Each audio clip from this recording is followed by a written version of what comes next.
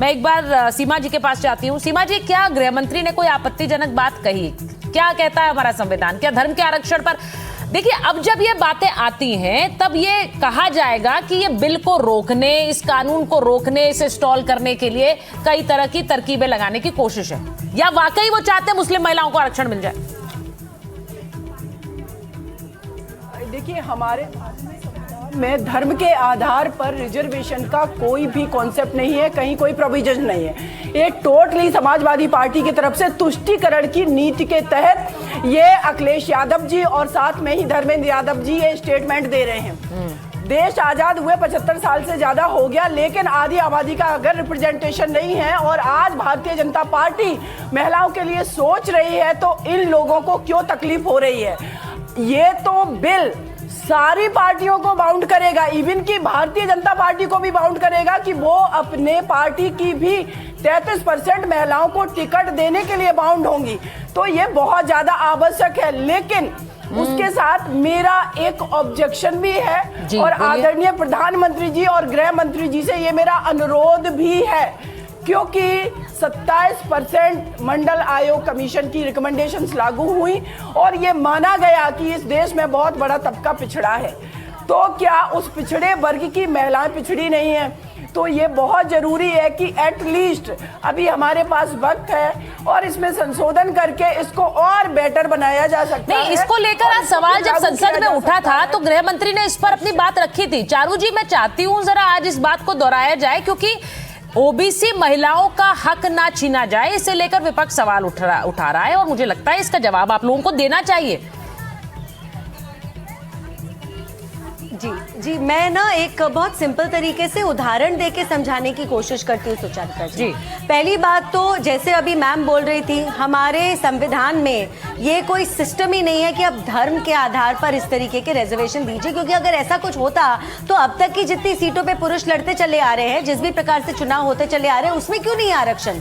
उसमें किसी भी धर्म का आरक्षण नहीं। आपने कभी सुना है क्या ये सीट मुस्लिम के लिए रिजर्व्ड है, ये सीट जैन के लिए रिजर्व्ड है, ये सिख के लिए रिजर्व्ड है, ये क्रिश्चियन के लिए रिजर्व्ड है? ये नहीं होता। तो जब पुरुषों के लिए नहीं होता, आज तक नहीं हुआ, आप महिलाओं की बात में इसको बीच में क्यों ले आते हैं? दूसरा पॉइंट मेरा ये है, और ये भी एक बहुत सिंपल और उदाहरण के साथ इसलिए देती हूँ क्योंकि लाइक आई सेड, सिंप्लीफाई करते हैं, हमारी जनता को समझ में आना चाहिए। AIAM जैसी पार्टी है, अपने आप को मुस्लिमों की ही पार्टी बताती है, मुस्लिमों को ही फील्ड करती है, मुस्लिमों की ही बात करती है। तो ये इनको आरक्षण की जरूरत है क्या? इनकी मर्जी वो किसको टिकट दे। जैसे मेरी पार्टी की मर्जी हम किसको टिकट देना चाहते हैं, मेरी पार्टी की मर्जी कि हम समाज के किस वर्ग की किस महिला को टिकट देना चाहते हैं, वो तो हमारे हाथ में है। तो आज की तारीख में अगर ओबीसी का सबसे बड़ा रिप्रेजेंटेशन किसी भी मंत्रिमंडल में है तो वो हमारी सरकार में है। ये किसी रिजर्वेशन से नहीं हुआ, ये हमारी सोच और सूझबूझ से हुआ, क्योंकि हमारा ये मानना है हर वर्ग का रिप्रेजेंटेशन सही तरीके से होना चाहिए, चाहे वो पार्टी के अंदर हो, चाहे वो सरकार के अंदर हो, चाहे वो टिकट बांटने की बात हो।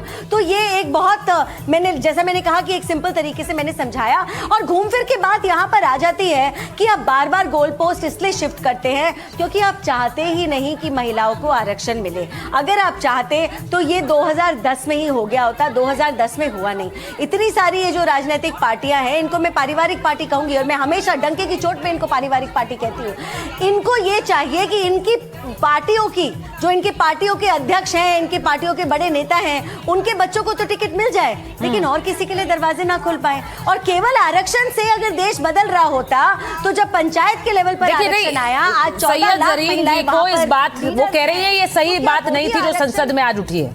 मैं जरीन जी, अभी आपने चारू जी को सुना, चारू जी ने कहा, उन्होंने कहा कि हमारे हाथ में है कि हम कितनी ओबीसी महिलाओं को टिकट देते हैं। अब मैं आपसे पूछती हूँ, समाजवादी पार्टी ने पिछले चुनाव में कितनी मुस्लिम महिलाओं को टिकट दिया चुनाव लड़ने के लिए? पहले मैं एक छोटा सा उदाहरण, एक एग्जाम्पल देना चाह रही हूँ। अभी आप ही ने चलाया प्रधानमंत्री का बयान, आपने चलाया हमारे आदरणीय अखिलेश यादव जी का बयान। देखिए, उन्होंने कहा पिछड़े वर्ग की महिला, आफ्टर उन्होंने कहा मुस्लिम महिला, लेकिन पिछड़ा वर्ग दबा दिया गया। देखिए, आप इस चीज को, आप इसको महसूस करिए कि हिंदुस्तान की सबसे बड़ी पार्टी के राष्ट्रीय अध्यक्ष जी जो बात कह रहे हैं, उनका पिछड़े वर्ग की महिला दबा दिया गया और मुस्लिम महिला उठा दिया गया। तो आप देखिए, राजनीति बीजेपी कर रही है कि समाजवादी पार्टी? नहीं मैम, आपने शायद अपने सांसद धर्मेंद्र यादव का बयान नहीं सुना मैम, सिर्फ अखिलेश यादव जी का बयान नहीं है ना, धर्मेंद्र यादव जी भी बोले हैं संसद में, दोनों नेताओं ने बोली है मुस्लिम रिजर्वेशन की बात, तो दोनों नेताओं की बात सुनिए। आप ये मत कहिए कि एक को दबा दिया और दूसरे को उठा दिया। मैं मान रही हूँ ma'am, categorically on the floor of the house बोला है दोनों नेताओं ने। आपने चलाया, अभी आपने किसका बयान चलाया?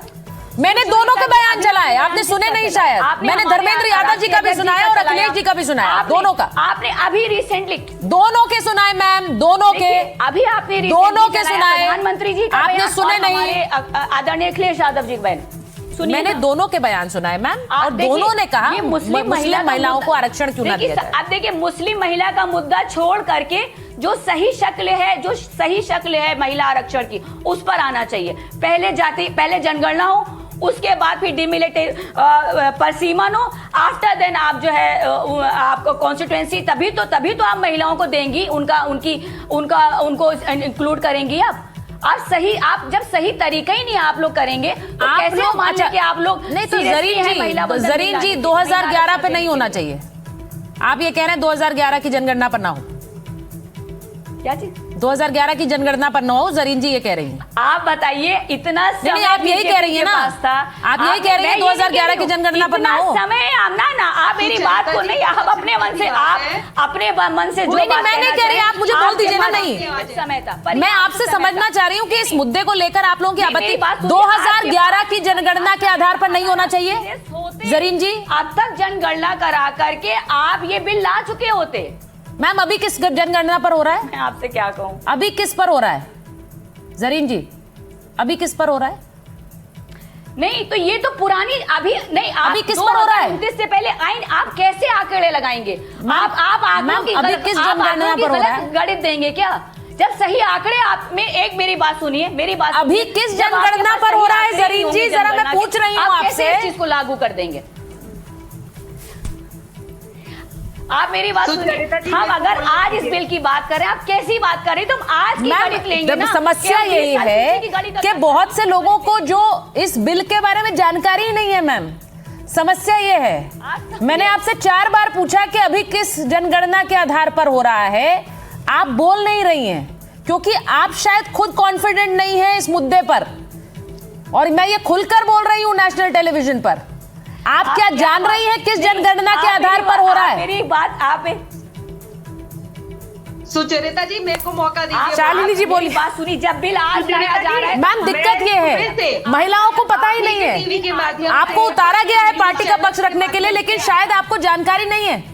शालिनी जी बोलिए। सुचरिता जी, मैं ये आप लोगों के टीवी चैनल्स, आप मीडिया कर्मियों के वजह से ही ये इतनी अवेयरनेस पैदा हो रही है कि आज भी हमारे टीवी पैनल में एक महिला बैठी हुई है और उन्हें यही नहीं पता कि एग्जैक्टली मुद्दा क्या और क्या नहीं है। मुद्दे जो थे वो ये था कि डिलिमिटेशन जो है वो कहीं इस वजह से हो रहा है कि बीजेपी को फायदा हो जाए, जो साउथ की स्टेट्स है उन वहां पे कम सीटें हो जाए, वो क्लियर हो गई। उसके बाद मुद्दा इन लोगों ने उठाया मुस्लिम महिलाओं की। एक मुस्लिम महिला होकर मैं बहुत रिस्पॉन्सिबिलिटी से ये बात कह रही हूँ कि मैं संविधान का पालन करती हूँ, और जब हमारे संविधान में ये लिखा हुआ है कि रिलीजन के बेसिस पे कोई रिजर्वेशन नहीं होना चाहिए, तो उनकी बात भी गलत थी।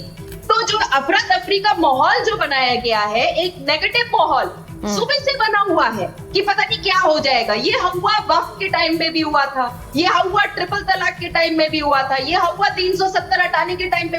मतलब ऐसा एक माहौल बना दिया जाता है, मतलब कि सरकार अगर कोई भी स्टेप्स उठा रही है कोई भी अच्छा काम करने के लिए, मैं कह रही हूँ एंटीबायोटिक्स क्यों लिया जाता है, कड़वी दवाई होती है पर उससे जो काम होता है बीमारी दूर करने का होता है। आप एंटीबायोटिक्स छोड़ दीजिए। नहीं, मैम अगर वो कह रहे हैं कि ओबीसी को भी शामिल कीजिए, तो उसमें दिक्कत क्या है? अगर कांग्रेस पार्टी ये मांग रख रही है या विपक्ष कह रहा है कि ओबीसी को भी शामिल करिए, तो उस मांग को इनकॉर्पोरेट किया जा सकता है, विपक्ष की बात सुनी जा सकती है। मैं जरा एक बार सुनवाती हूँ कि जाति को लेकर आज संसद में किस तरह से बहस हुई, जरा ये भी सुनिए।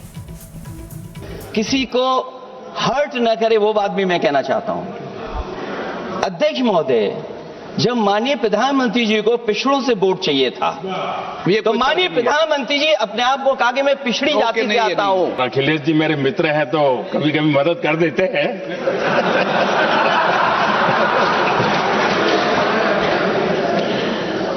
ये बात सही है कि मैं अति पिछड़े समाज से आता हूं, लेकिन मेरा दायित्व समाज के सबको साथ लेके चलने का है। और यही मेरे संविधान ने मुझे यही रास्ता दिखाया है। मेरे लिए संविधान ही सर्वोपरि है और इसलिए और ये संविधान की ताकत है कि मेरे जैसा अत्यंत छोटे समाज का, अति पिछड़े समाज के व्यक्ति को इतना बड़ा दायित्व देश ने दिया।